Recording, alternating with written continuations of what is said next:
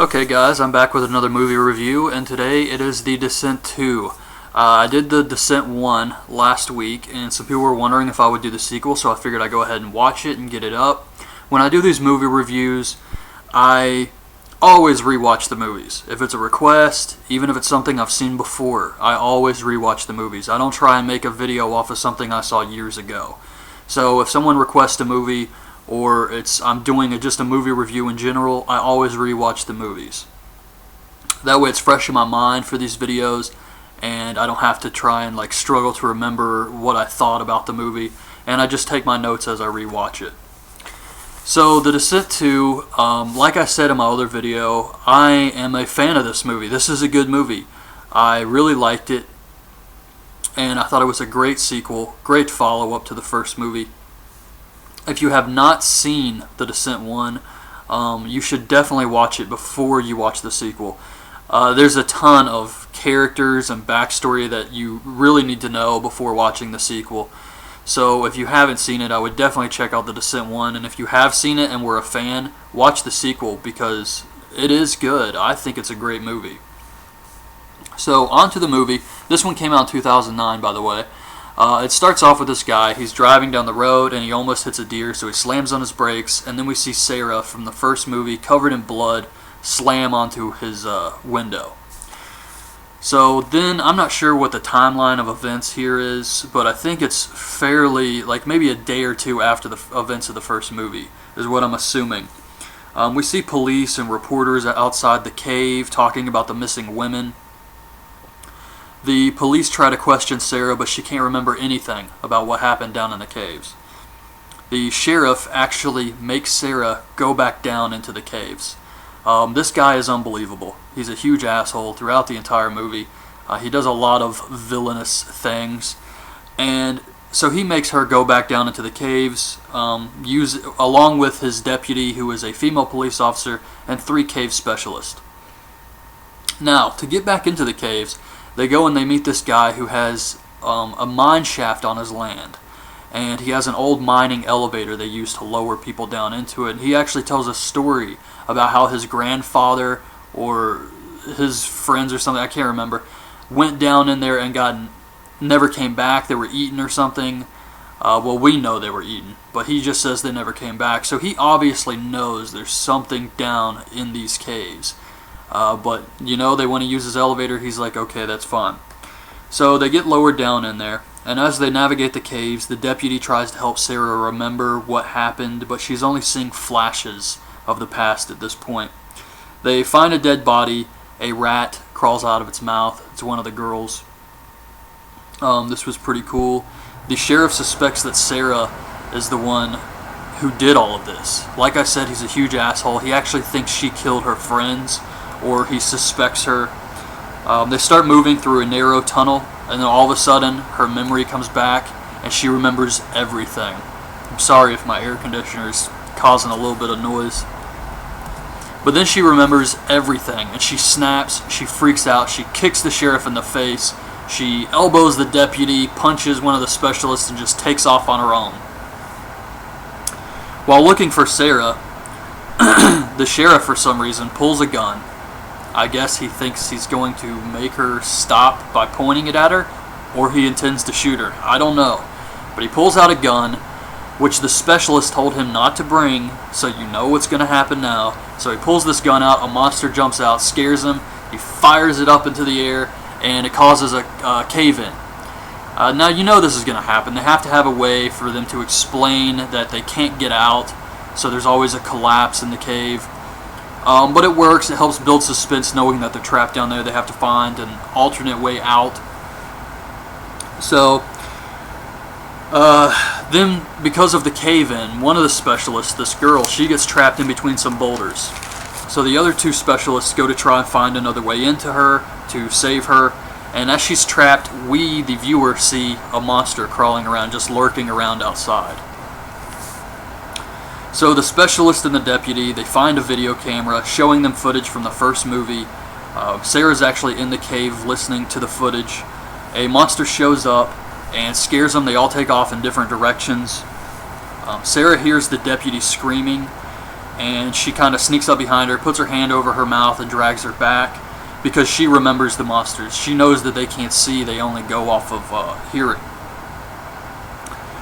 So the monster attacks one of the specialists and kills him. The deputy asks what that thing was, and Sarah says, "Don't worry, it's just your mind playing tricks on you," which is what the deputy told Sarah when she was telling her about the monsters and she didn't believe her. So I thought this was a great line here. Now about these monsters, I'm not exactly sure because it's never explained what they are. However, I think they're supposed to be, just my opinion on this, what I think they are is kind of like those guys in Wrong Turn or Hills Have Eyes, like those inbred cannibalistic families. I think it was one of those that just moved into caves and started living in caves, and I guess over time, through evolution, turned into like bat-like creatures, kind of, because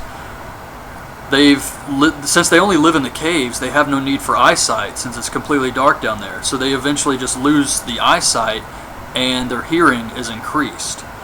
So that's what I think they are. They're just people that have lived in the caves for too long.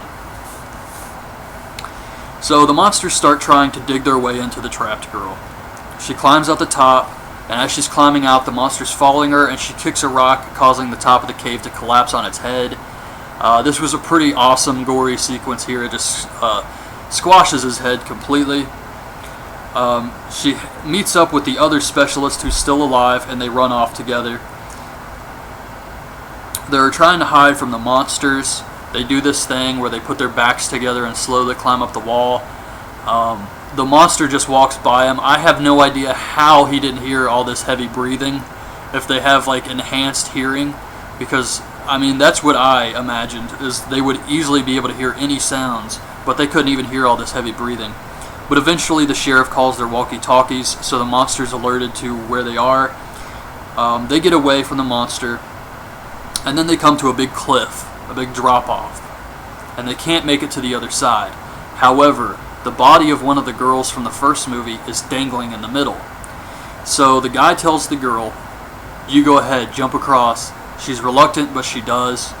Meanwhile, the guy gets attacked by a monster. He's fighting him. A female monster shows up, jumps on the body, trying to pull the girl down. So they're struggling. The man is able to pull out a drill and kill his monster, but he gets like his throat cut. So he knows he's dying, so he just risks his own life and jumps across and pulls down the female monster, and they fall into this big hole.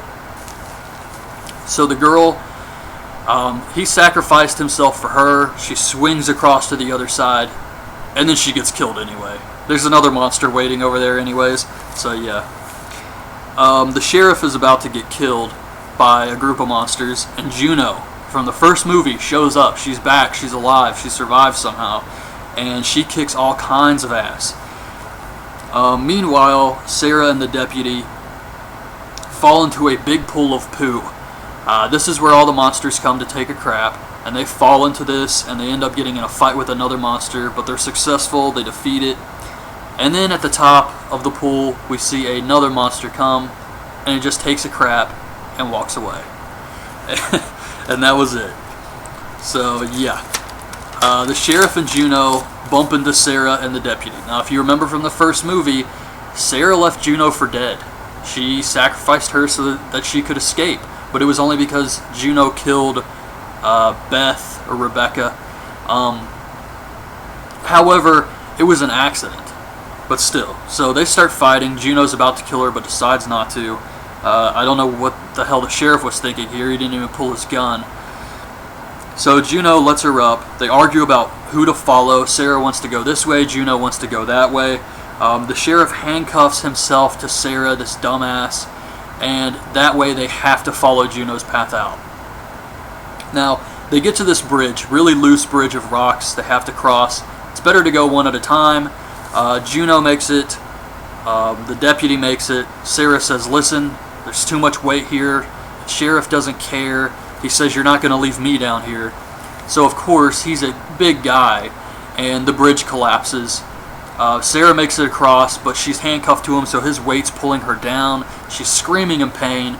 Monsters start to crawl up the wall to pull the sheriff down.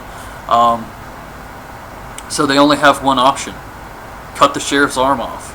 So the deputy grabs Juno's pick and starts banging on this dude's arm. I mean, pretty gory scene here. They're just slowly cracking away at it. And the guy doesn't say anything. I mean, they're just cutting his arm off, and he doesn't say anything. He's not screaming. He's just looking down at the monsters. I thought that was kind of weird, but it was a really gory scene, and the sheriff was kind of an asshole down here, so it was just like a revenge scene. Eventually they're successful. His arm is cut off, and he falls down to the monsters. So Juno, Sarah, and the deputy, they make it to the feeding room to try and escape. They're sneaking around. Gotta be quiet. There's monsters in there eating. And the specialist who got his throat cut and jumped to sacrifice himself and fell into that big hole is alive. I have no idea how, but he is. He reaches out and grabs one of their arms and asks for help, which alerts the other monsters, and then they get into this huge fight with all the monsters, including a big boss monster who shows up. He's the alpha male of the group. He starts fighting Juno. Sarah and the deputy can see the exit, but Sarah refuses to leave Juno down here again to die. So she starts fighting the boss monster, trying to save Juno, but Juno gets cut by the monster's claws on the stomach, so she's dead anyways. They do defeat the boss monster, but Sarah's all upset over Juno dying.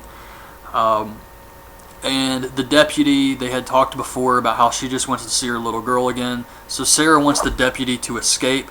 So all of a sudden these 8 monsters show up, and Sarah just starts screaming, knowing that they'll go to where the sound is. So she sacrifices herself, she gets swarmed by monsters, and then the deputy escapes. So the deputy gets out. She's in the forest. She uses her phone, or she's trying to use her cell phone, and the old man who owned the mine elevator hits her in the face with a shovel, drags the deputy over to the hole where the cave is, an entrance to the cave, and then we just see a monster jump out at the viewer. And that was it. That was The Descent 2. It was a really good movie, so I assume the old man is, these guys have been on their land forever, and they're kind of at a truce with the monsters or something. Maybe they feed them, or I have no idea. But he's definitely in on it, and did not want the deputy to escape. So I thought it was a really good movie. Didn't see this coming at all at the end. I thought the deputy made it out for sure, and then this happens. So yeah, this was a great movie, and I enjoyed watching this again. I highly recommend these movies. If you haven't seen them, you should definitely try and find them and watch them, because it's a really cool story, and the fact that they are in the caves does add a level of suspense to it and danger that you don't normally get in other horror movies. So I thought this was a great movie, and I definitely would recommend you guys check it out. So leave your thoughts on this in the comments below, and I will be back later tonight with my review of Monday Night Raw. So thanks for watching.